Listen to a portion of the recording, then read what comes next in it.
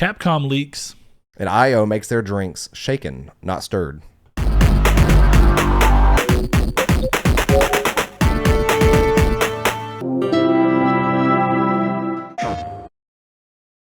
Hello and welcome to Triangle Square, a PlayStation podcast, where I am your host, Brett Beck, and apparently our intro works this week. Alongside me, as always, is Mr. Saul Bridges. How you doing, sir? Good. How are you? Doing well. I see that you're still in a PS5-less world, but that's okay. I looked at Target yesterday. Did you? Got my hopes up. Well, if there's anything you should know right now is to not get your hopes up. True. Though, interestingly enough, there was a Kohl's PS5 Black Friday bundle that came with an extra DualSense and Spider-Man In a blender. Ultimate Edition and a blender. Nah. But and it was somewhat reasonably priced. Like, of all the bundles I've seen, it was only like $6.39 for a disc-based version with all that stuff. Not bad. That is not bad, actually. A lot of the bundles I've seen are like, they're just trying to get the price up into the 800s to 1,000 by being like, you want this, and this, right? That's how every console bundle seems to be. Like when consoles first come out, some of the bundles are ridiculous. GameStop's bundles are the ones that are always weird to me. And you start looking at them, and it's just never worth it. And it's like, why don't you have a more reasonable bundle? Why are all the bundles in the 800s? Why would you not just have a bundle of the system, a headset, and the charging stand? Maybe for $650, yeah, or a game and an extra controller and the console for $650 or somewhere around there. I don't understand GameStop's bundles. What made me laugh one time was I opened up their app to look at a trade-in. This was a long time ago, and it said if you buy a PS4 Pro, you get one of those GameStop mystery boxes with it. I'm like, why? Like, you're just giving them away, I guess, at this point. Like, nobody. That's not gonna really give anybody an incentive to get a PlayStation 4 Pro. Who knows? The way that they do stuff is very odd. I'm not dunking on them. It's just clearly they, because I don't even know what it was, but they're a very odd company, and where they're at right now is, who knows? Maybe this Microsoft deal with them ends up doing them a lot of favors. But if this is your first time watching the podcast or listening to the podcast, stick around to the end where you can find out where you can find us and how often the episode drops and how you can get in on the community stake. But we start the show off the right way, and that's a simple... What have you been playing, Saul? I think I know the answer. I'm assuming Destiny 2. One game this week, and it's Destiny 2. Yeah. Realistically, like, I finished the campaign on my Warlock and Titan, and then... so you finished the... What is it called? Beyond Light. Beyond Light. Yeah, I finished that, and then I started on my Hunter, but then I realized that the level for the raid is going to be up there, so like I started doing all my Powerfuls a couple days ago on both characters. And yesterday morning, I woke up and did everything that I could until my map screen was empty of all pinnacle drops, and I'm still like 1224. Okay. So even then, I don't think we're going to try to raid tonight. I don't think that's going to be high enough to raid. Like, so I think you're still a Warlock main. Is that what you said? Yeah. Well, it's Warlock and Titan main. Okay. Which is the weirdest evolution for me, because all of Destiny 1 I played nothing but Warlock with a little bit of Hunter. Never played Titan. Then in Destiny 2, I started playing as Titan, then and alternated between Titan and Hunter, and then now it's nothing but Warlock and Titan. Yeah, I know I made a big switch too, because I was Titan primarily on Destiny 1, which I only played like just under 100 hours of Destiny 1 maybe. So... Well, wasn't that much of a lock. I wouldn't say under 100 hours. You probably played 200 plus. No, because I went and checked the other day, and then how long did I spend on Destiny? About 100 hours. Well, that doesn't account the Xbox one, though. Yeah, on Xbox, I played for like the 20 hours or so that we played. 30. I feel like we played more than that. So like, maybe 130 total. Maybe. I mean, but yeah. Either way, that total link thing actually brings me to something. I know that typically, or at least I feel like typically, the big update that they do, which is always kind of staggered, or is it still one main yearly big update, or is it every 2 years is the big one? Like, is Beyond Light considered like the next big expansion, or was that still Shadow Keep? Well, it's kind of weird because it almost always seems like the way Destiny works is when it comes out, like Destiny 2 launched, and then its first DLCs were they were small, like Curse of Osiris and Warmind, which is like the Dark Below and Crota's End, which they don't do like that anymore. Wait, what is it called? No, they don't do small ones like that anymore. That's what I mean. Like, mainly it's just the big one for the year, whether it's the next. And I guess that's what I mean is, since I've been outside of Destiny so long, Forsaken felt like the Taken King to an extent of Destiny 2, though maybe the argument would be that Shadowkeep is more the Taken King for Destiny 2. I don't know. No, Forsaken is like the best expansion that Destiny's ever seen, in my opinion. That and Taken King are like two of the only ones. But in terms of like stuff getting added, like you got Mercury added with Curse of Osiris, but then Mercury's super small. But then you got Dreaming City and the Reef added in with Forsaken. Then you got the Moon added in with Shadowkeep, which is a massive area. And then you got Europa added in with Beyond Light, which is also a massive area. Europa might be the single biggest area they've ever added. Is Europa going back to Earth outside of the part from Destiny 1? Well, that got added too. You got Cosmodrome back. Well, I know Cosmodrome, but I mean, is it the area around the Cosmodrome? Like, outside of the Cosmodrome? What do you mean? I guess I should say like planets? Europa sounds familiar. So is Europa a planet or is it part of Earth? Europa is a moon. Okay, gotcha. Yeah, so Europa is its own like destination on the map. But yeah, it's fun. Like all the subclasses, the builds are kind of the same as last season, but it's a little bit more different at the same time. The exotic stuff is cool in this game. I like all the exotic they added for each class. Like your warlock has an exotic now called Necrotic Grips, where you spread poison. Okay. And if you tie that in with Thorn, you just spread so much poison, you just kill all the ads easily with it. The Titan got a exotic called Icefall Mantle, where instead of using the barrier, because I guess nobody used the barrier, or not a lot of people used the shield that popped out, you convert that energy into an overshield. Okay. And you like become frozen, like you have frost armor all over you. And the Hunter got one that like essentially does the Captain teleport that the Fallen do. Like, okay. Where they phase through air. But that's been it this week. Nothing too much. What about you? Anything new? So, I platinum Spider-Man Miles Morales. And then I moved on from that because you had to replay it again with New Game Plus. So after I finally kind of sped through that, which is one of those things where when you know what you're doing, it was like 4 hours. Oh, wow. Because it lets you skip some cutscenes, but not all. I wish it would have been more, but I understand. It's just if you're going to give me a trophy that I have to, if I want to get the platinum up front, I've got to immediately replay the game. I'd rather just fly through it. So thankfully it was still quick. It could have been even quicker, but I moved on to Bugsnax, and I got to tell you, I always thought Bugsnax looked fantastic. It looked funny and like kind of whimsical and charming, but I'm a little surprised at how good the story actually is. Like, it's goofy, but there's some serious stuff going on within it. Yeah. And then how compelling the puzzle mechanics would be, because it's kind of set up in this way to where you're just given a host of mechanics and how you choose to blend them together. If you're not going to play the lookup card, which if that's what you got to do to enjoy the game and have fun with it, then do it. But I would urge you to, as much as possible, try and figure out how to catch Bugsnax on your own. Look at all the mechanics you have at your hands and essentially think of ways that you can mix them, match them, and try and get your thing. I've had several moments where I thought of something that I honestly didn't think would work, but I was determined to just try it, and it worked. And that was cool. I really like that. Another thing about Bugsnax in particular is it kind of feels... It gives me so many Pokemon vibes, because all the Bugsnax kind of say their own names.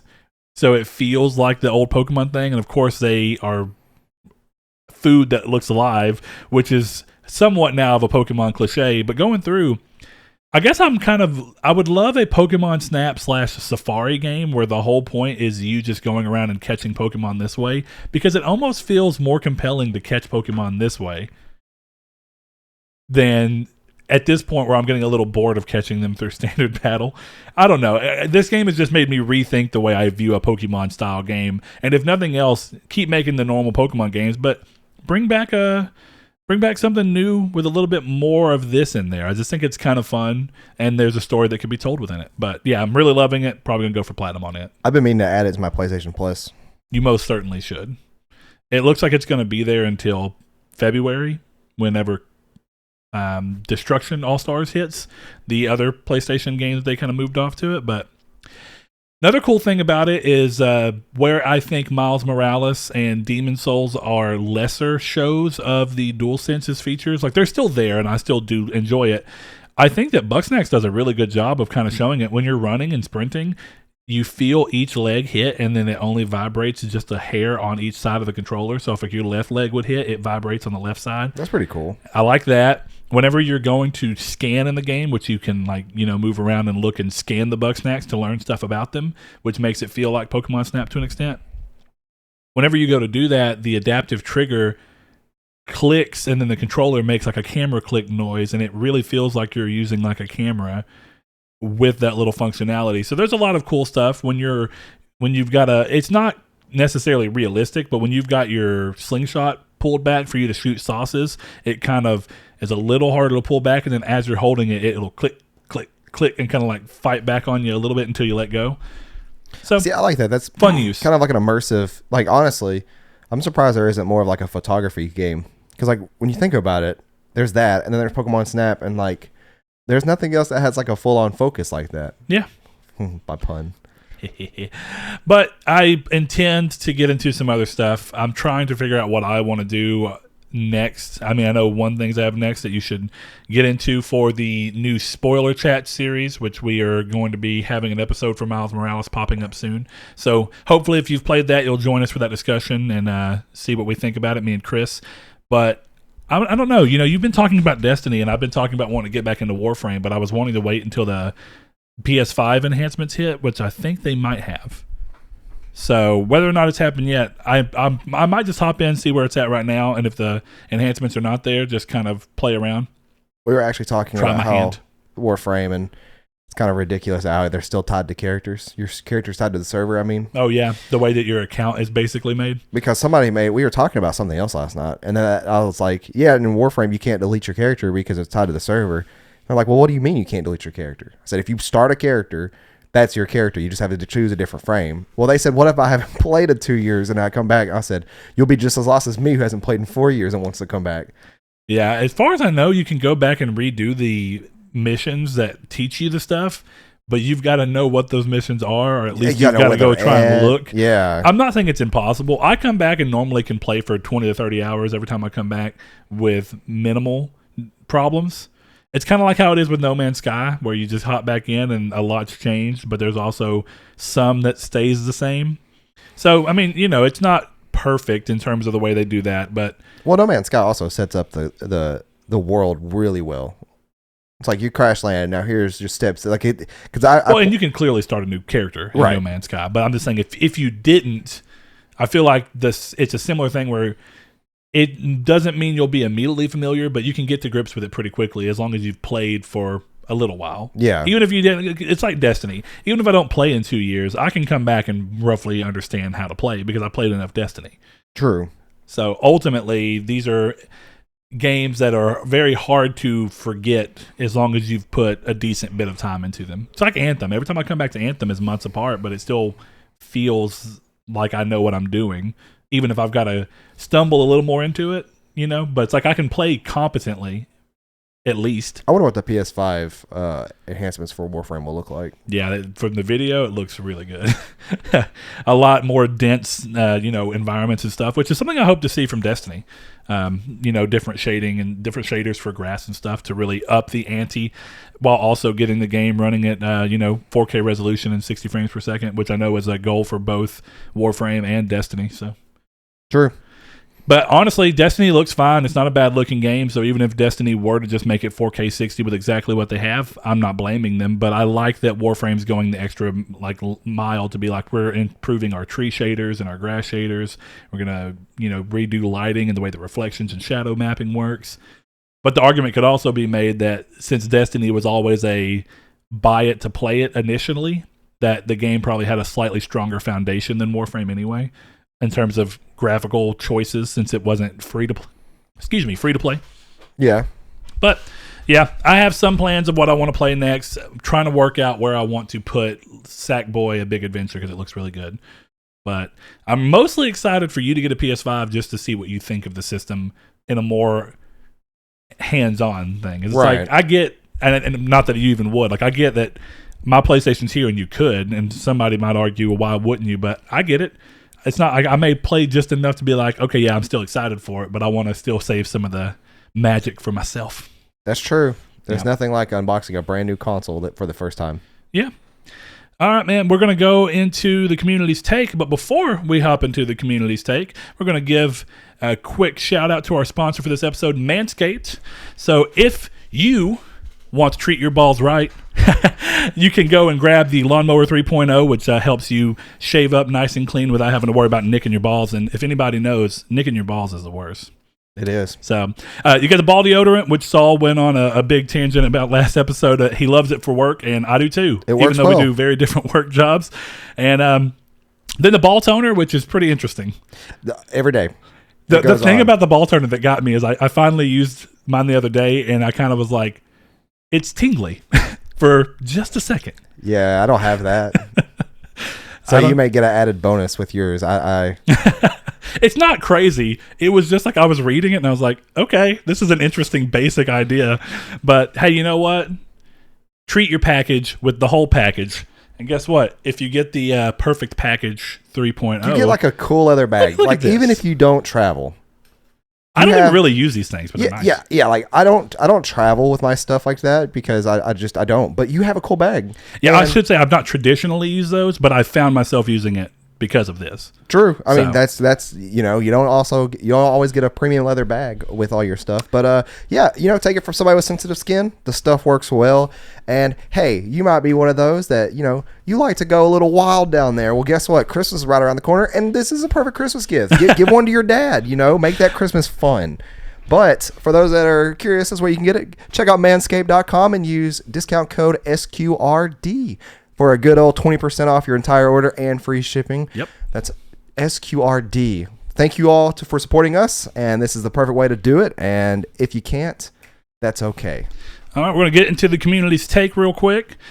Our question, we kind of had a quick pivot because I think that, we decided that originally we were debating whether we wanted to do a Games of the Generation episode, but we wanted to give a little more time for everybody to get into that. So we decided to pivot, and next episode will be Games of the Generation discussion. We understand that naturally leaves out Cyberpunk, but I think Cyberpunk has had ample opportunity to come out and didn't, and I still feel like it's at this point Cyberpunk is going to be revered as more of a game that's for next gen, even if it's playable on current gen. I think it's too early in its lifetime to say this game of the generation, though.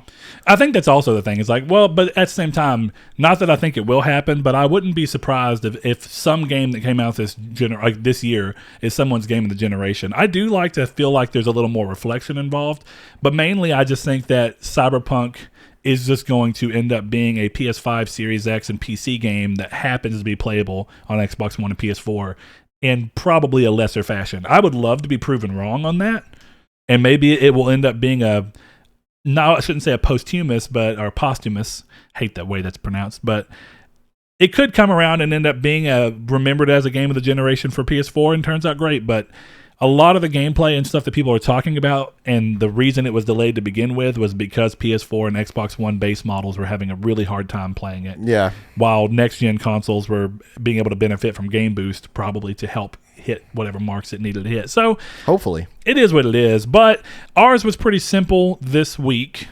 What we asked was, what PS4, Xbox One game has lasted you all generation? And to clarify, it was, what game do you have the most hours in, if that's more of a marker for you, or for certain people, it's which game do you find yourself coming back to and replaying, or just generally coming back to if it's a game that doesn't necessarily end often. And I'm glad we got a lot of different answers as a result from that. We did. Over on Discord, one of our patrons and our good buddies, especially Among Us buddies, Rude Days, he says, so I have two answers to this. For the first half of this gen, my time was dominated by the Elder Scrolls Online. Coming off of Skyrim and being a big MMO fan, I was really into this game and was one of the founding members of a very active 100-person guild. That's actually pretty impressive. Yeah. He said he fell off years later and now mostly finds himself always coming back to Apex Legends. It's my most preferred battle royale game to play, mainly because it's like the easiest to win without a good crew of friends. And if that makes sense, it's easy for you to jump into an online match. And I actually agree to that. From the little bit I have played of Apex, it is very quick to join. It is not hard to win. Like, there is skill involved in that, but there's random chance, I guess, because it's random what weapons you get every game. But it's not like Fortnite, where if you're shooting at someone, they could just build a wall all of a sudden out of nothing inherently. So Yeah, once you get used to that game and you know abilities and stuff like that, I would definitely agree. Elder Scrolls Online's an interesting one because he mentions being like coming off of Skyrim, and realistically, the thing about the Elder Scrolls Online is that it looks and plays a lot like Skyrim. Not exactly, but clearly that was where their design element choices came from on how they wanted the UI to look, how they wanted basic holding of weapons and quick menu dropping around to look. Now, of course, MMO trappings have to change that. So I was going to say, this game plays nothing like Skyrim. Well, actually, I mean, I think that's a little unfair. I think it does, because one of the big things I like about where the game ended up is that most MMOs are just a click and you'll start to attack, but this game is real-time blocking, real-time attacking, and then skills are, of course, running through, on console at least, hitting buttons to run through your pre-selected skills that you have set up. On PC, it's your normal number pad bar. But in a lot of ways, it does what I liked about DCUO, and there's more games about it now. MMOs, I think, have come a long way in having real-time combat. I shouldn't say real-time because that's not, but combat that you are constantly in control of instead of, and as much as I love RuneScape, there's something that's less fun about just clicking on something and attacking it. So one of the things that both DCUO did was like DCUO brought fighting game mechanics to a MMO. So it's like you're going to sit there and pull off combos in the middle of this with, depending on what you are, your weapon or your fist. And then this was kind of like, well, we're going to bring traditional blocking in real time and attacking in real time to it so that you can fight enemies that way. But of course, bigger enemies, you're going to need to rely on skill sets. You have got to play Final Fantasy 14. Oh, I know. I played 14 on PC, and thankfully it's more like that because Final Fantasy 11 Online was a game I loved, but it was a lot more like Final Fantasy 12. Where it's like a line to be drawn for you to the other person, and then you would just kind of play until you could do a attack. You know, Final Fantasy 12 was essentially a not a linear, I should say, but a single-player MMO combat experience for all intents and purposes. It was like, I think it was a small gateway into MMO-style combats. Mm-hmm. Even though the game, like I said before, one of my favorite Final Fantasy games. Todd Burwitz on Twitter says GTA, and that's actually... That's actually a good answer because I will count that because Ryan says too many live services to decide GTA 5 was from last gen, but it's installed on my PS4 this whole gen. Yeah, I think it does answer. It does work. And he also says Division 1, he plays about every Christmas. GT Sport is a mainstay, and he couldn't get enough of Red Dead Redemption Online and No Man's Sky. So I think games like The Division was last gen, wasn't it?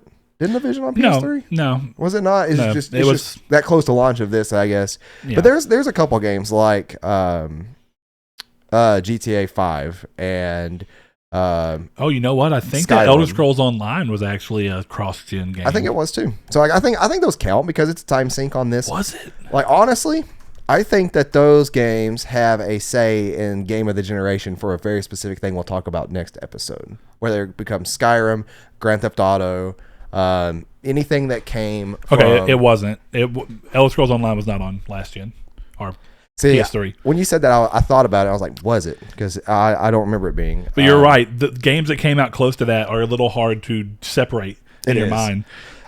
Speaking of No Man's Sky, Matt Green says No Man's Sky with hundreds of hours through multiple playthroughs. This might be a popular... One that I expected a lot of people to mention, and it did get mentioned a lot, was The Witcher 3. So over on Twitter, Liam says, probably The Witcher 3 due to Vanilla / Game of the Year, US Game of the Year, and European Platinums, because he got all of those. Those took a while to get, and he loved every second of it.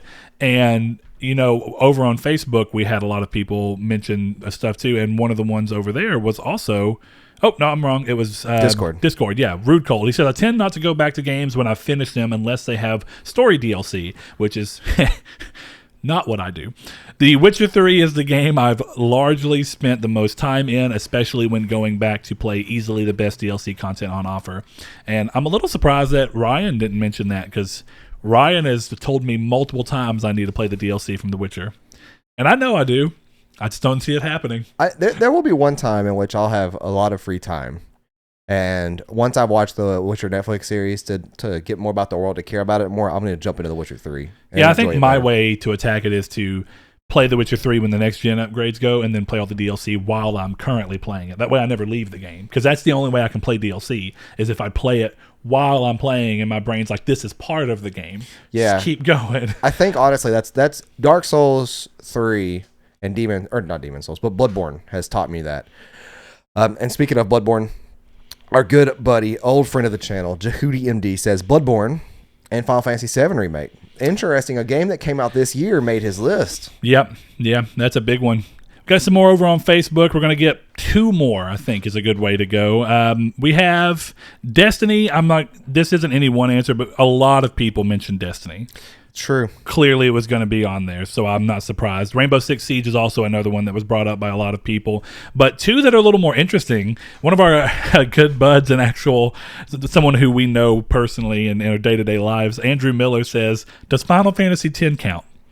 And it got a remaster for PS4, so I'm going to say it counts. Yeah, I'll say it counts. And he plays that game constantly. Oh, good Lord. You going to see how much time you've put on Destiny 2? This is actually wrong.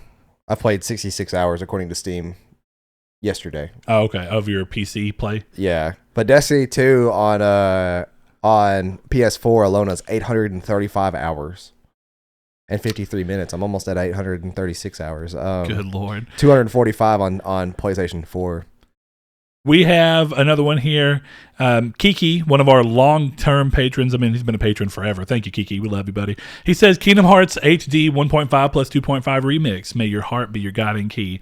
And I got to say, I have played the HD remixes off and on through PS3 and PS4, and they're great games. I like when people there's something that's cool about people coming back to, I guess I should say right now, right, is that the games that are easy to go back to are games as a service type games like No Man's Sky and Red Dead Online and Grand Theft Auto Online and Destiny. But I think there's something that's really to be said about single player games that can bring you back, like Bloodborne. Well, Bloodborne's multiplayer, but Bloodborne and Final Fantasy VII Remake and Kingdom Hearts, those are great answers for that reason. And another one of those, this will be our last one, Mr. Hussein Saeed says, well, to me, most hours was an Assassin's Creed Odyssey. That game made me play it for 166 hours. Did it hold you down? And I lived each and every minute of it. But the game I always keep on coming back to is Spider-Man PS4. I just love swinging around New York City. You know, I once upon a time said that I liked Dark Souls 3, the ability to go back and play Dark Souls 3 because of the build variety. And while that's still mainly true, I said that Bloodborne just didn't have that, and I was completely wrong. Because I've replayed Bloodborne a couple of times just this year, and I've done a couple of different build playthroughs. There's always one I always go back to, because the Blood Chicago. I think what makes Bloodborne weird is that all the builds are based around single sets of armor instead of having multiple sets of armor within them. Armor? For the most part. Now, I shouldn't say armor, but garb, clothing. No, that's all fashion at this point. You don't even worry about all that. That's what I mean. Is like, even because they're all equal, just in different ways, you spend less time doing, I think, the demons through Dark Souls games, where it's about figuring out what build within your class you're going to use. And that's really not the way Bloodborne is approaching it. No, like when you'll transcend the moon one day, and you'll see that honestly, like, all that stuff gets boiled down. Like, even starting classes is really just an easier or quicker way to get stuff done. Because what I wish they would have added in Bloodborne, if it ever gets remade or remastered, I hope they do, and I doubt if it's remastered it will, but they need a respec. A way to respec yourself. Like in Dark Souls 3, you could join a covenant that you can actually reset your stats. Okay. I actually didn't know that. And then reallocate your points. That wasn't in Dark Souls 1 or 2, though, was it? I don't think it was in Dark Souls 1 or 2. I might be wrong on 2, because 2 is the one I'm most unfamiliar with. But Dark Souls 1, I'm pretty sure there wasn't a way to respec. But what I will say is that at that point, nothing like starting out a class, like in Demon Souls, when you start as royalty, you kind of get like a good spell, and you kind of have enough intelligence to use it, or magic or whatever. You have your stat to use it, but at the same time, you can still go in the world and get it and level up that way. I've never really found classes to be a hindrance as much as this is going to be the fast track to get stuff done. Yeah, if you know what build you want, you can go ahead and lean in and get a couple extra points in this way and gear that starts you in that direction. Yeah, like the Blood Chicago in Bloodborne. I keep saying Blood Chicago. It's just called the Chicago. But that uses Blood Tinge, and you got to get 50 Blood Tinge and 25 skill. You could start the game with the class that already has high skill or high Blood Tinge, but I always start with the one that has the most health, because I'm not upgrading my Saw Cleaver, that much because I'm getting it early through a chalice dungeon. So, you just figure out ways around certain little loopholes. Yeah. I mean, I need to get back to Bloodborne, but I've been doing that hold off to wait and see if a remaster comes. Because at this point, it feels like a remaster would likely include the old Blood DLC at this point. The Old Hunters. The Old Hunters, yeah, sorry. So at that point, I could play that because I never played that, but I've watched someone else play it, and the map additions of where you get to go in it look awesome. Yeah, that might be my single-handedly favorite DLC of all time. That and Shivering Isles. I don't know why, but Bloodborne out of all of them is the one I've had the most fun playing co-op in. I never played co-op in these games. Like I wouldn't mind it. Like if you bought Bloodborne and you're like, I want to play it, I'm like, I'll co-op with you. Like if our schedules can line up and do the game entirely that way, sure. Like I played most of Bloodborne by myself, but like I mentioned, Bloodborne's probably the game in the series I've gone back to the most because of the fact of talking with friends and then them being like, oh, I'm having problems with this. I'm like, don't worry, I'll hop on. And then it's just, here I am playing for a few hours, going through a couple bosses with them and just helping them. I don't know why that struck me as a more fun thing to do in Bloodborne and why I was immediately so quick to be like, I'm going to hop back into Bloodborne. Whereas Dark Souls 3, as soon as I was done with Dark Souls 3, I was done with it. Maybe it's that my friends weren't playing it in the same way and I just didn't have the drive. I don't know. But I ended up just doing random stuff. Like I did a little bit of PvP in Dark Souls after you did something and I thought it was interesting to watch. So I went outside of the hill, outside of Pontiff Sullivan's church. The big, the Fight Club. Yeah, the Fight Club arena, basically. So I've done that a little bit, and that was fun. So I'm sorry, go ahead. I'm hoping to get into more of that stuff with like Demon Souls playing that. I think I may get into a little bit more of the invading and stuff and figuring that stuff out. May go back to Dark Souls 3 and play it again because it is a fantastic game. Or may just see what we're going to get with the ability from either a Bloodborne Remastered or just seeing what the next FromSoft game actually is. With Elden Ring and how it actually plays. Yeah, so I'm still waiting on that. At this point, I think it's a launch. I think it's a PS5 game. Oh, I would imagine at this point as well. Oh, I don't know. Cross-gen? Cross-gen Souls game. Yeah, I don't know. Yucky. I don't know. All right, well, we're going to go ahead and hop into the news. Thank you all for your feedback and your answers. It's a fun question. Thank you. First thing is that the Game Awards are still on this year. Many wondered if that was going to be the case or if it was going to be a special way. Right now, I don't think that there's much information on exactly how it's going to work out, but it's going to be on December 10th, and with that, all the categories and nominees have been posted, so if you want to go check it out and vote, go get it done. We're going to have our own here, as we always do. And, if people win the Game Awards ones, clearly it means a lot more than ours, but we like to give our own awards. No, Jeff Keighley, we're coming for you. Coming for you. All right. Clap them cheeks. That actually hurt. Oh, yeah, because your hand. Yeah. Anyway, Hitman developer IO Interactive have announced that they are developing and self-publishing a new original James Bond game currently titled Project 007. The title will utilize the Glacier engine that the Hitman games run on and is being developed across the developer's 2 studios. The sad part of that is it kind of seems like this announcement is acting as more of a recruitment thing because they're saying like, hey, we're taking in people for this game. And I feel like this is more along the lines of like Elden Ring, where we heard about it probably too early. Yeah. And they were using that more to get people to come and go in their studios. But I got to say, the Hitman games are not something I've ended up diving into this gen. I've heard great things. So good for IO. I'm glad they were able to break out on their own and become an independent. But the biggest thing that struck me about this deal was that clearly 007 is a sensible fit for them as a developer and what they do. I can't believe they're self-publishing this. Like, how did they pull that deal off? Yeah. I'm really curious. And also, shout out to them for getting that deal. If it works the way that they probably want it to, it'll pay very large dividends to them and probably give them freedom to do a lot. Yeah, you're not wrong. So we'll certainly see how that goes on. Next thing in the news, though, to no one's surprise, Cyberpunk 2077 comes on 2 discs for PS4 and presumably Xbox One with a minimum file size of 70 gigabytes. Anyone fearing another delay should probably put those concerns to rest, as CD Projekt Red have seemingly begun sending out promotional materials for the game, as revealed by an employee with pictures on Reddit. With that said, physical copies are out in the wild, which also makes me think that no, we're not going to have issues with it being delayed. But that also means that 2 things. The physical versions probably don't have the Day Zero patch yet. So if you see stuff on the game that looks like it's bad, it may not be the best version of the game. Secondarily, if you are very anti-spoilers about this game, be on the watch out. Yeah. Because it's going to happen. So, Cyberpunk has been a weird game where I think that as much as we can say that delay until you make the great game that you want, I don't know what it is. I don't know if it's other games that are just having me excited right now to an extent where my hype for Cyberpunk isn't what it once was. It's just taking so long. It's like Kingdom Hearts 3 and Final Fantasy 7. Is that like I'm probably gonna love it when I play it, but at this point I'm just not excited for it anymore. Well, the irony is that we've known about Cyberpunk 2077 almost as long as we knew about Kingdom Hearts 3. Well, we knew about its existence. We didn't know what it was.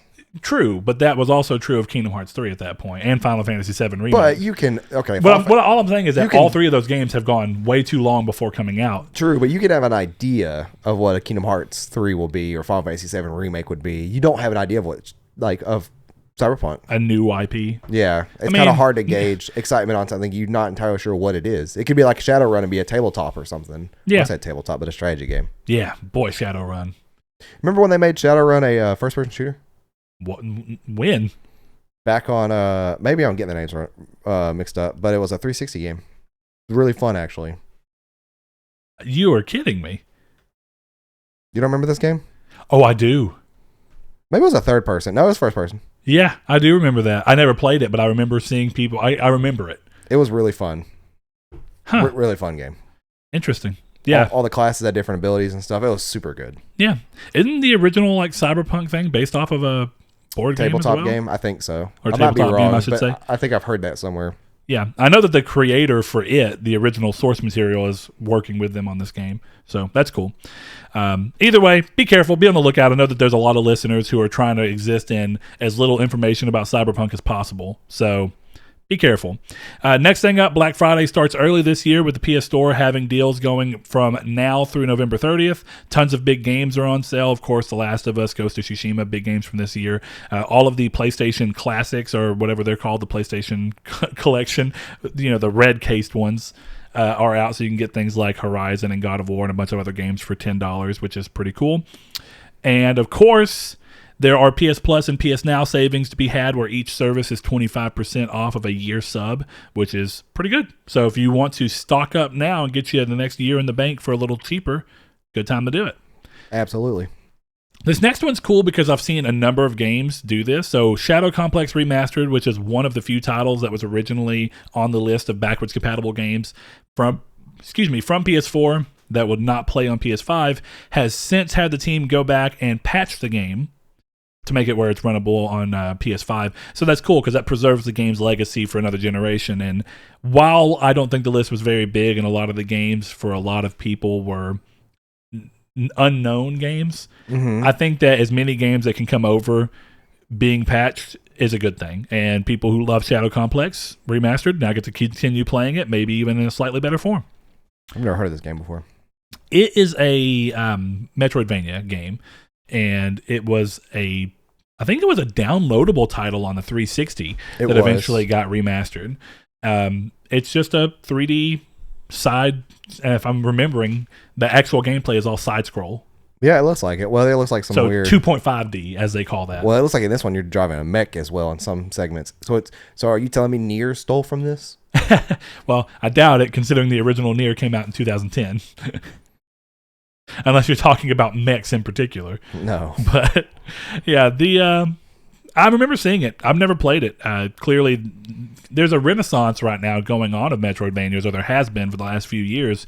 So maybe it being on PS5 will, and now that this news has popped up, maybe it'll get people to play it. Maybe so. Maybe it'll have a little second wind. Who knows? But who knows? For now, it's cool to see that the list is shrinking by the day. I think we're down to 5 titles that have not been updated yet. I think so. 4 or 5.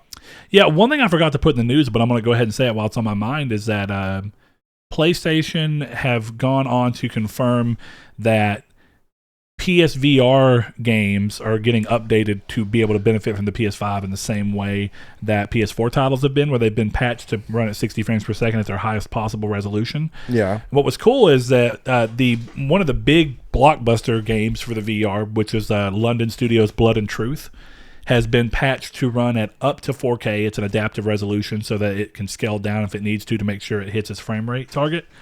But it can render at up to 4K, even though the 1080p display of the VR is not enough to do that. It just super samples down to give you a cleaner final image. Yeah. But it does that, and then the original game ran at 60 frames per second, but then used the PSVR as a digital reconstruction to get you up to 120, which was not perfect, but it at least worked. And so not only does the game run at 4K now, it runs at a native 90 hertz, so 90 frames per second, which so you get 30 more natural frames per second instead of what you got originally would have been 30 more than this, but reconstructed. So, frame interpolation or whatever it does to utilize that. So it's cool to see that, and it makes me think that there's more hope that worries around Hitman 3's VR segment and No Man's Sky VR mode won't be playable in the PS5 versions. I'm hoping that the fact that this even happened means that Sony is looking into letting PS5 games natively run the PSVR. Don't know yet, but here's the hoping. Next thing on the list, though, is both Spider-Man PS4 and Spider-Man Remastered for PS5 have been updated to now support save transfer from the PS4 version and save import to the PS5 version. Now, on this, you have to have the original game. So if you had it on disc and you don't have it anymore, you can't go into the game and upload your save.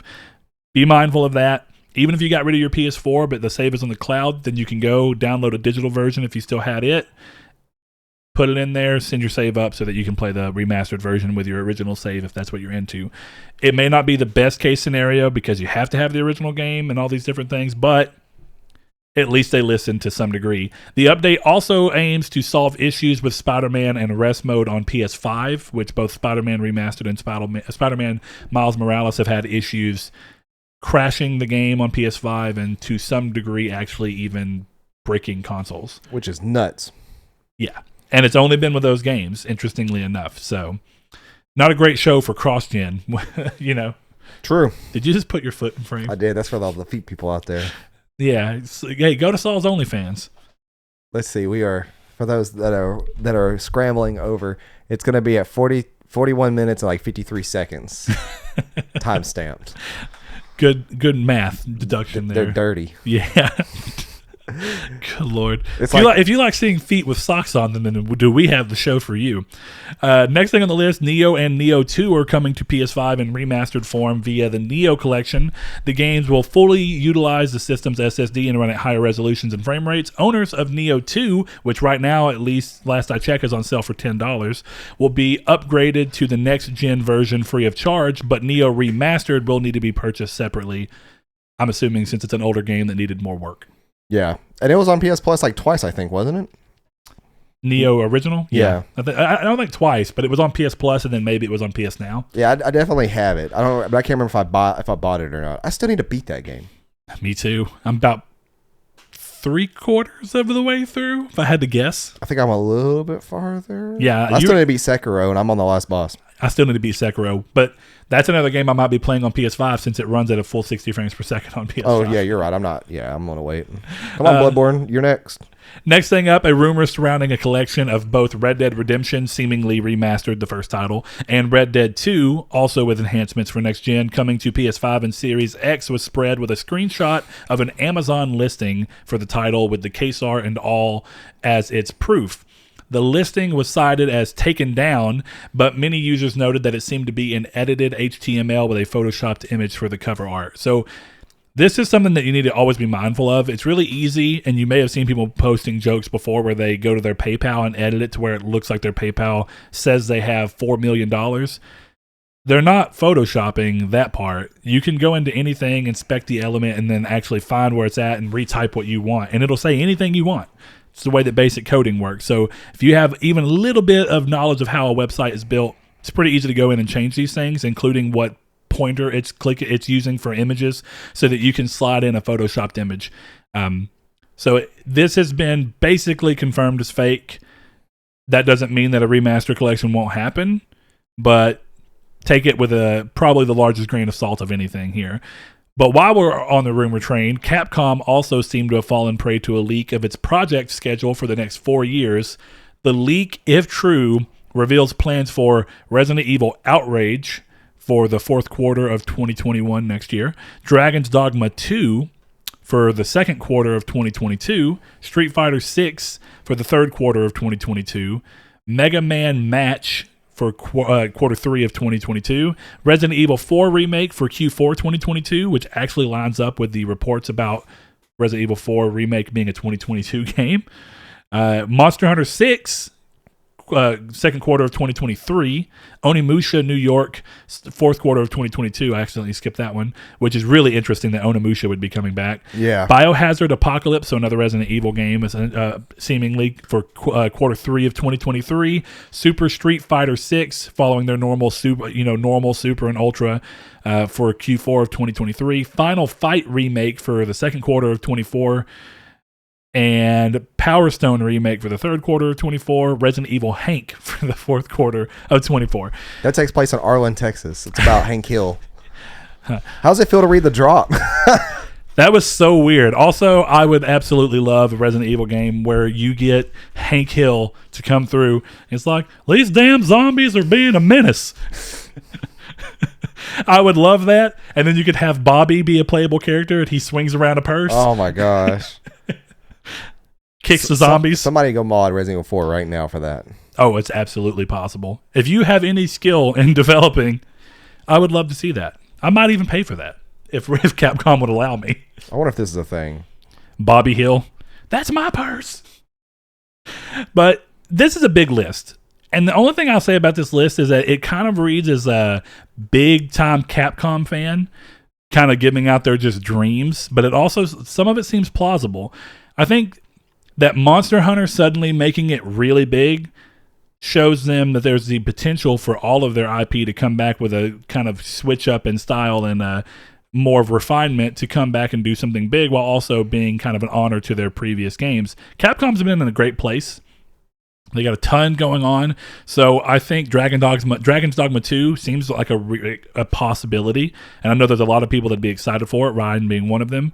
Resident Evil 4 Remake is a certainty at this point, always was. Onimusha coming back with a new game, pretty crazy. Monster Hunter 6 clearly would make sense, and then all the other games. Take it with a grain of salt, but also it's hard to know if the leaks are accurate because this comes after a ransomware attack seemingly revealing information about deals the company has made, such as Sony paying $5 million for Resident Evil 7 VR, timed DLC and demo exclusivity. Apparently, Google Stadia paid $10 million for Resident Evil 7 and Resident Evil 8 to come onto their service. So, a lot of this seems accurate, and whether this is someone who's just looping on to the ransomware attack and trying to inject fake information for some clicks, or if this is real information that could have changed by now because it looks like some of this was pre-COVID plans. There's no way to know. It's always hard to tell with stuff like this too. And if for anybody who's thinking, why would Capcom know what they're putting out in 2024? I hope that no one's thinking that. Clearly these companies have big plans. Money has to be moved around and plans have to be made that this would be their closest bet to structuring their company out and knowing what's going on. So got two more things before we end the episode up. So in a recent interview with a Russian media outlet, Jim Ryan spoke about the challenges of launching a console amidst a pandemic and more. One key thing mentioned in the interview was when Ryan was asked about Sony's response to Xbox's Game Pass, which is clearly a big question that gets asked constantly. Since Game Pass inception, everyone's like, well, what is Sony going to do to answer it? As soon as Xbox bought ZeniMax out, what is Sony going to do to answer it? So, reasonable questions to an extent, but they're always going to be asked. His answer, though, was the interesting part where he says, quote, there was actually news to come, but just not today, end quote. Before going on to talk about PlayStation Now, which currently, as we all know, acts as the company's closest alignment to what Game Pass is. Now, a lot of people I've seen from our listener base and just online in general have thought that maybe the PS Plus collection will be expanded in such a way that it acts as some kind of a response to Game Pass. And I think clearly if you look at the PS Plus collection now, you see that it's got a bunch of first-party titles in it. So, to an extent, it having all that in does mean that it's a closer thing to PS Now or to Xbox Game Pass than PS Now because it's got more of their big games immediately available day one for PS5. But In another interview with GQ, Jim Ryan mentions that the firm is currently in wait-and-see mode with the PS Plus collection and whether they will expand it. So it would seem that the news he speaks of is probably not related to the PS Plus collection, which many have thought, like I said, could be some form of an answer. So, I don't know. I'm thinking this through. Like, could this essentially be a big move to where PS Now gets big, like changed a lot to bring it a little closer, and then Sony announces something along the line of maybe a year after release, PlayStation titles will hit it? I don't know. It's hard to say. Yeah. Or can it be a whole new thing? And if it's a whole new thing, what do they aim for to be considered comparable to Game Pass and be an answer to Game Pass, when really they already have their own version of it in PS Now? So it just seems like you'd want to bolster PS Now somehow. Every single first-party PlayStation 4 game coming to PS Now download list for free, or as a part of the membership. So, like, if it's first-party and it's an exclusive, which obviously is the same thing, but if it's a Sony first-party game and it was on PS4, you will get it as part of your PS Now listing that you could download and play, not stream. Download. See, but doesn't that end up having an effect on their plans to have cross-platform support for the next few years? Because that means that Horizon Forbidden West would be free on PS4 day one, but not on PS5. Why would it be free on PS4? Sorry, I should say it'd be free if you wanted to play the PS4 version on PS5. That's what I meant. Well, no, it's not even that. Obviously it accounts for not all games. Like unreleased games still come out normally, but they take a certain mark and they're like, if this game came out before December 25th, 2019, and it was a first-party game, it's free. Yeah. Maybe. But I feel like they're already close to that. So with a lot of the games that they have, even in the PS Plus collection right now. So I think the only outlier titles would be like The Order. Yeah. I think Horizon Zero Dawn is not on that list. Spider-Man, I don't think is on that list. Ghost of Tsushima and The Last of Us would clearly not be there because they're this year if you use that date. But that means the rest of those games are currently in there. God of War? Yeah, God of War's on the list. Days Gone's on the list. The Last Guardian. There's honestly... Shadow of the Colossus remake? No. They could add some. They could add some. I'm not saying no. It's just... It's a fun but challenging thing to figure out how they combat Games Pass without just essentially doing Game Pass. And I guess that, to me, I think a long time, if you would have asked me, is does Sony feel a need to answer to Game Pass? And I would have said no. But this wording makes it think that they clearly think that there's something that they can do. But what is it that's not just doing your own form of Game Pass? Right. And it's going to be fun to see because obviously it's something we probably were not going to see for another 6 months to a year. Yeah. Not now. It's very vague, but we'll definitely see whenever it comes around. The last thing is also regarding Jim Ryan, who recently commented on development cost of blockbuster games and how it's risky to release new IPs on a console. Yet, we know from the PlayStation 4 generation that it's a generation of completely releasing a mix of established IP and completely new IP, and then taking even more risk with established IP like God of War and doing a soft reboot, which kind of makes it half new IP, half old IP. Yeah. And he goes on to talk about it. So there's an article that Twisted Voxel has that I figured it'd be best to just pull from them. You can go check it out over on their site.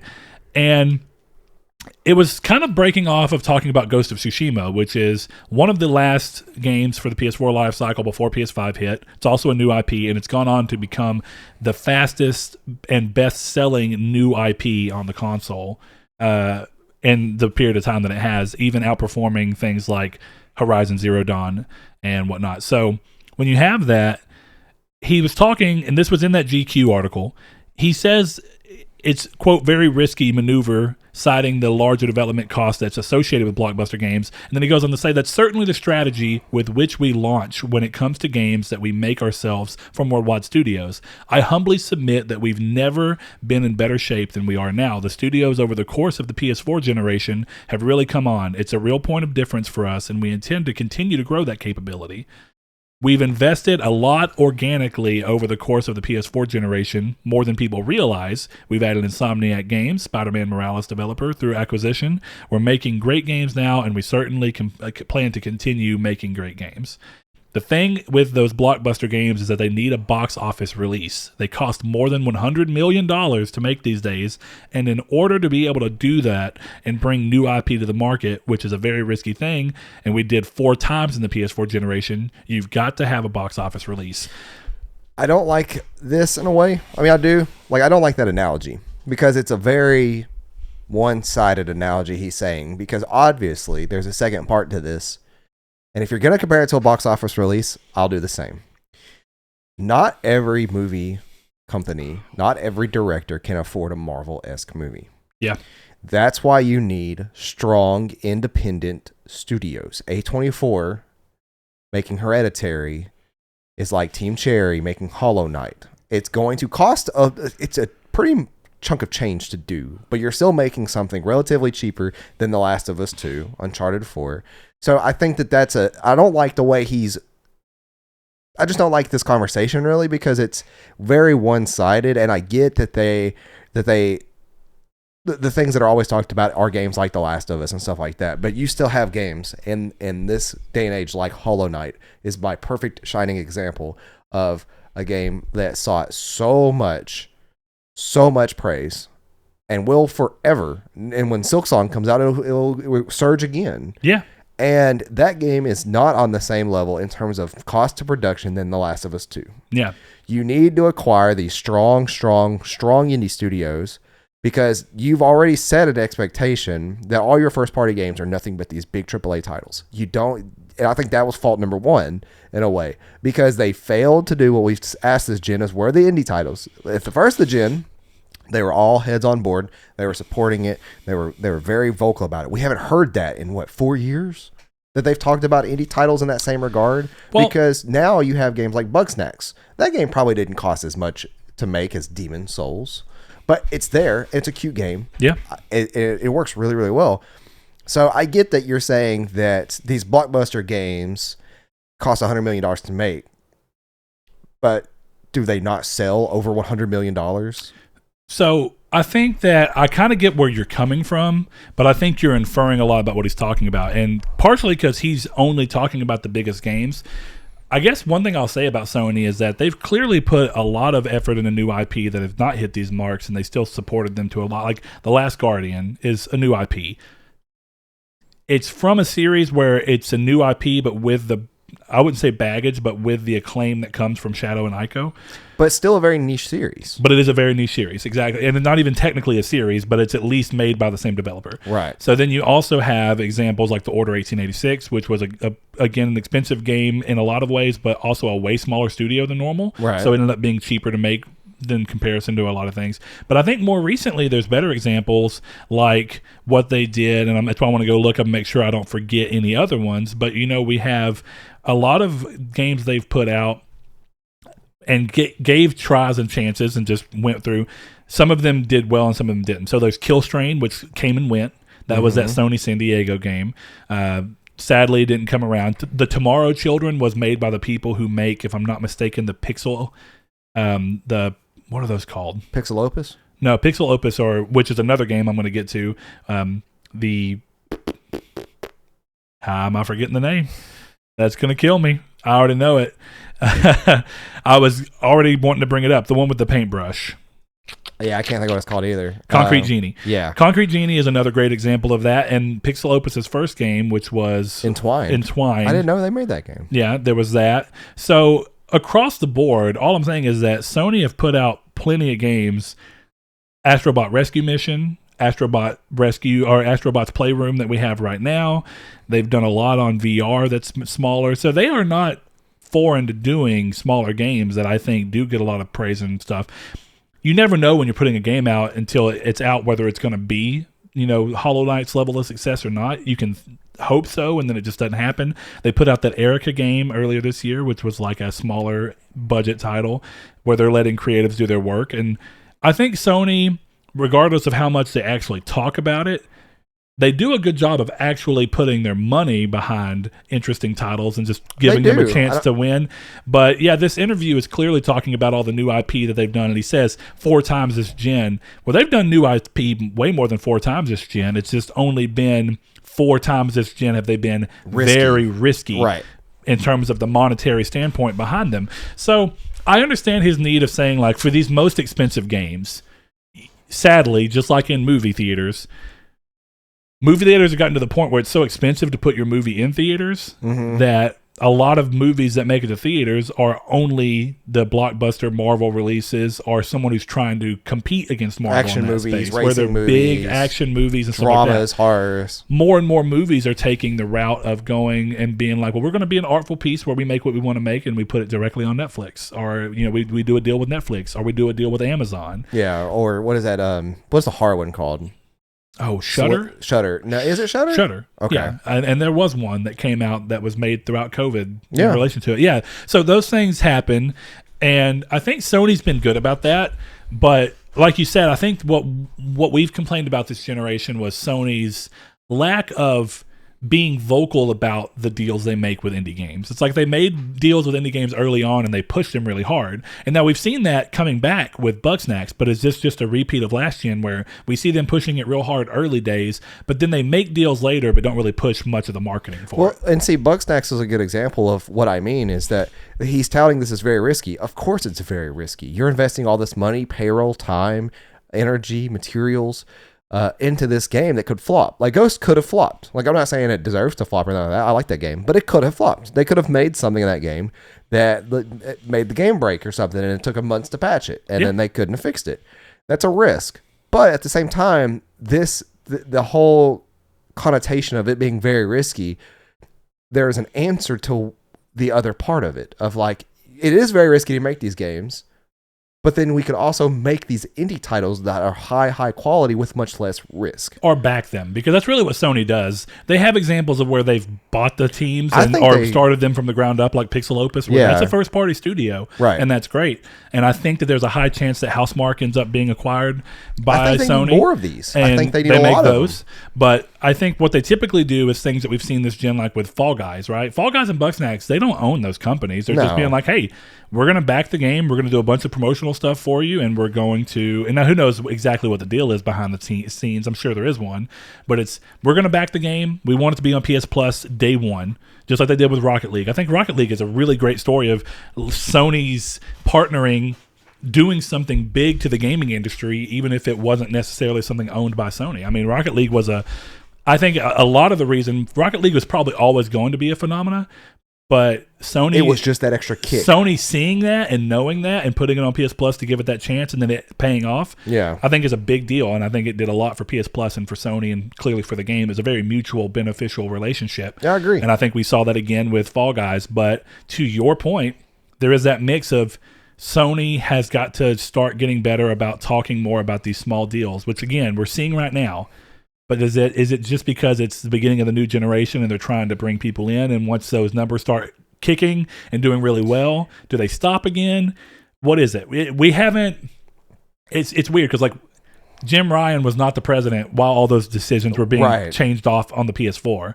He didn't start them back up on PS4, but maybe he was always saving, like, we're going to start with the PS5 and we're going to move all generation doing it this way. Well, hard to tell. My thing is that I think that it is by fault of their own for putting themselves in this very risky scape that they're in, because they have been known now as the ones that make the best exclusive AAA titles. They can easily start shifting that, starting this gen, by going more into indie games on the scale of Hollow Knight. Because now when you hear Sony, you think big blockbuster movie game. That's what you think. Uncharted, The Last of Us, these are things that you would see on the big screen, but they're a game. Spider-Man, perfect example. Yeah. But I think that if they're that worried about it, they've already undertaken this weird consequence with that. Because now, how often is it we're going to get a first-party AAA exclusive from Sony? Once every year and a half on average? We don't know, yeah. That's the thing, is it takes these games this long to develop. It becomes staggered. So they need a secondary support line. They need strong indies. They have to get these strong indies that they can sprinkle throughout the years on top of multi-platform games. I agree. Because, I mean, think about it. What is Thunder Lotus? Perfect example, in my opinion. Yeah, they have some kind of a deal where their next game is going to be with Microsoft. Yeah. So acquire them and start putting out, having Thunder Lotus make games. And then take Pixel Opus, and have them start doing the same thing. Have them start working on a game. It may take them, 9 months to make it, but it's not a year and a half to 2 years to 16 years with Final Fantasy 13. So what I would say... Or, is it 13? 13 verses. I'm assuming that's what you meant. Yeah. So I think what I'd say to that, my one counterpoint is I don't think that, oh man, I know, okay, I'm trying to see if I can make my way back to the best way to say that one. But one of the things, I don't think Sony needs to necessarily acquire these studios so much as that they just need to invest in these studios and be like, we want you to make a game for PlayStation. We like what you've done in the past. And again, we're seeing PlayStation do that already, but I think the big change needs to be that you mentioned Nintendo you mentioned Hollow Knight, and Nintendo backed Hollow Knight in the way that you wished PlayStation would have. Yeah, we talked about that. Now, one of the things that works with Nintendo is that when you think of Nintendo, you think of Nintendo's first party as well, right? But you also, because they continue to do these what are they, Nindies? Yeah, is that what they're called? Yeah. And they have big pushes for those. And it's just like how at the beginning of the PS4 generation, when you thought PlayStation, you did think infamous Second Son and Killzone and some of these big games, but you also thought about all the little indie games that they were pushing early on, like Super Motherload and Contrast and a bunch of stuff. A community's take answer on here was Resogun. Yeah, Resogun. See, Housemarque. Neo. And see, those are all examples, and some of those have continued to go on, like Housemarque or Housemarque, however you say their name. I think it's Housemarque. I thought. But Housemarque has continued making games mostly for PlayStation this generation. Right. Sony's never acquired them because, at least right now, it's like Sony's move has always been slow partnership, keep going, and then eventual acquisition, which is why I think, from what we've seen from Housemarque and Housemarque's new game that's coming to PlayStation 5, I think that you have the opportunity for them to end up being acquired in a way that would feel very natural. But you don't have to necessarily acquire to get those types of games. I guess that's really ultimately what it comes down to. And my other thing, too, is that market those games. It's the small indie games just like you do the big AAA games. Yeah, that's it. Find a way to... Okay, I can't say just like, right? Because money and budget for those things are very different. But what you can do is do what Nintendo does and do a PlayStation State of Play that's specifically around indies once every 3 months. Yeah. Once every however often. And then make sure that you occasionally, put it on like the home screen of the PlayStation Store. I was going to say that. Have it on the front page of the PlayStation Store and support it that way too, because I'll tell you right now, Hollow Knight, Cuphead, these games are some of the best indie games ever created. I'm going to go on that limb there and say that because I think they are. Ori as well. And we don't see stuff like that coming from PlayStation's first parties. And you see them getting, and I can't say close, that's what I want to say, but you have things like Concrete Genie that very well may be up in that same tier. It's amazing. I've just never played it. It is amazing. But that's the thing. I've never seen that on the front page of the store. Yeah. I've never seen them tout this game. I've seen like 1 or 2 ads online for it, and that's it. Like they need to start really supporting it loud and clear. This interview kind of explains what your thing was, but before I get into that, my other point was going to be that while beginning of last gen it was, well, how often are you going to get PlayStation games? I think we've really gotten the answer to that for the last 5 years of PS4. We've gotten 2 to 3 big first party AAA blockbuster releases from Sony every year, at least. And then we do get some smaller games like Concrete Genie. What did we get last year? So, Death Stranding. Well, I mean, yeah. Days Gone. Okay. I was like, there was 2 at least. Yeah. And I knew Death Stranding. And then Concrete Genie was also last year. Wait, I thought Death Stranding was 2018. 2019. Oh, wow. So, my point being here, though, is that that's where we've reached. And then the beginning of PlayStation 5 right now, as long as these dates don't change, they're saying that we started with the strongest launch lineup I've ever seen on a console. This is a real, I think... You're not lying. Vita was also a really strong launch lineup for a console that just sadly wasn't as popular. But it was a strong launch lineup with a lot of first-party games. So...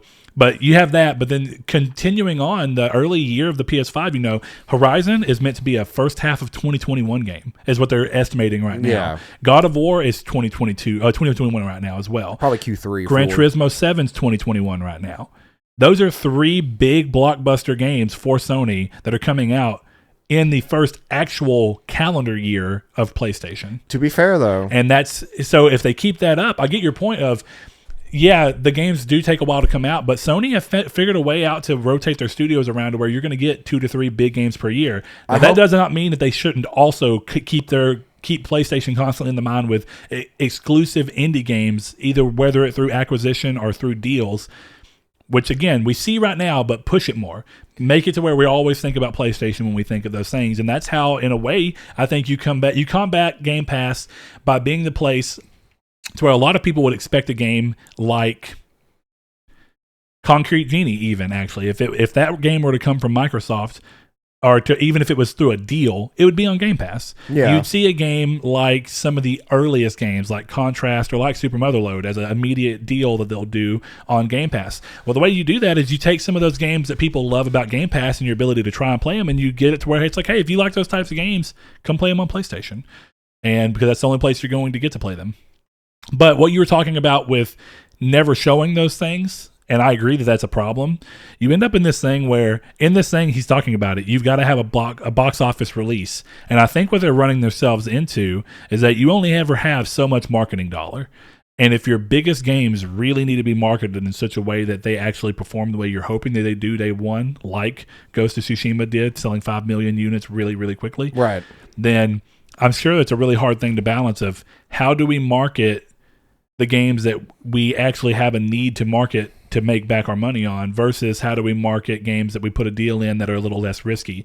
And it's at the end of the day, you only ever have so much marketing dollar. It can definitely be done better than it is, but I don't know if it's a problem that will ever completely be solved because of the fact that it's like Disney making a smaller movie that goes directly to Disney Plus. Yeah. But all you ever see is them talking about the live action remakes that they're doing and the Marvel movies, because those movies are going to go to theater normally, and they need more people to come and get them because distribution's much more expensive than when you go directly to the Disney Plus. Yeah. And it's the nature of basic marketing dollar versus what's important for the marketing dollar, and that you can find creative ways to more cheaply market other things. And maybe that's where I'd like to see PlayStation expand, is find organic ways, whatever it be, to find a way to make PlayStation seem like the home of these big indie games so that you get that feeling. Right. And not that they already weren't, but it's kind of a time consuming thing that'll happen hopefully over time. So this week, as we said earlier, the community's take will be simple. It's going to be the entire episode's point. Yes. Games of the generation. What we're doing, I believe, we're going to discuss this live on the mic, hot mic. Top 5, right? Top 5 is what we're going to do for ourselves. You can feel free to put your top 5 in.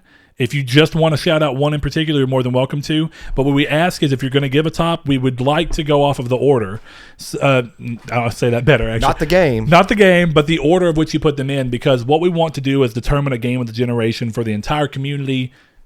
So we want all of you guys to put your games out there, and the games that are mentioned the most are going to be put out. That's what it is. It would solve itself. You don't have to put it at number 1. You could, but maybe it's just the game that gets mentioned the most, even if it's 5th place in the thing, ends up being game of the generation. There's no point values to 1 through 5. It would just be Cyberpunk was mentioned 6 times. Well, yeah. Bloodborne was mentioned 3, so obviously Cyberpunk, because there's no...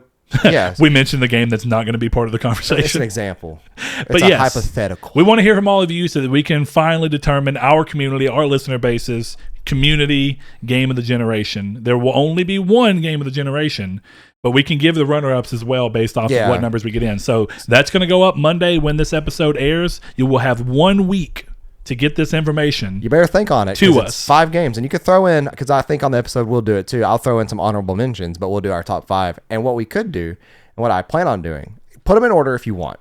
Actually, no, I will say put them in order, because that won't affect the game itself that wins, because it's just whatever's mentioned the most. But it'll be fun to go through and be like, well, my number 4 was this, and so was his. And we could shout y'all out as well throughout the episode. So instead of having our normal communities take, because it'd be weird to kind of have it, right? It's we'll address it as part of the topic itself and then intertwine it. So yeah, do your top 5 being your least, well, I say your least, but your number 1 being your favorite worst game of the generation. Working it up to number 5 being your 5th favorite game of the generation. And of course, for those that don't know, you can find us on YouTube every Monday at 12 noon Central Time and 10 a.m. Pacific Time. You could find our triangle, our triangle, I don't know why I do that, our Twitter at Triangle SQRD, and that's where you can intake with Community's Take, as well as our Discord, and that's in the link description and below, as well as our Facebook group, Triangle Squared, a PlayStation Podcast. You could go through, and every one of those places I just mentioned, except for YouTube, will have Community's Take question, and you can take your favorite games, put them in there for us, and hear it read out on the show, just as you normally do. But also, special shout out to manscaped.com, where you guys can clean your balls for a good price and give good Christmas presents as well. And like I said earlier in the episode, manscaped.com, use triangle code SQRD, 20% off your order and your free shipping. Yep. As well, that supports us, but so does Patreon. So if you want to support us on Patreon, go to patreon.com/Nartech. And every quarter that we do, if you've been a patron for $5 for 3 of those months, well, I'm so glad you said that. You get a custom case that we've made, and you get to pick. We'll send them out to you. Everything's taken care of. It's all nice and easy. If you're across the pond, it might be a little bit more money in shipping, but you know what? We'll try to take care of you regardless if you guys have taken care of us. And with that, I'm going to leave you to hear Brett's beautiful, sultry voice over the names of all the people that have been so gracious to help donate and support this channel through Patreon. So once again, it's been fun this generation, and what I like, this is episode 189. 190 will be Game of the Generation. That's cool. It works out, I guess, that way. So, all right, well, thank you guys. We'll see you next week. Shout out to our patrons. Our newest one this month is, of course, Rich. Thank you, Rich. We also have Kyle Grimm, Josh Jarrell, Matthew Green, my name is Dan, Luke Bartolomeo, Sean Santarud, Funk Turkey, Danny Villalobos, Corey Hickerson, Blake Popst, Kevin Baconbits, Joshua Lago, Eric McAllister, Shadowist, Steven Salazar, The Stonard, Travis Below, Constantly Kenny, Solitary Red, Chris Figs, Zachary Sawyer, Landis, Rude Days 93, Brian, Donovan Williams, William Digital Spooker, Derek Porter, Josh Ayers, Brandon Edwards, Sean One Neo, Tyler Powers, El Chabib, Jason Clendenning, and Richard Schaefer. Thank you so much for the support, and we hope you're doing well. Clean your ball.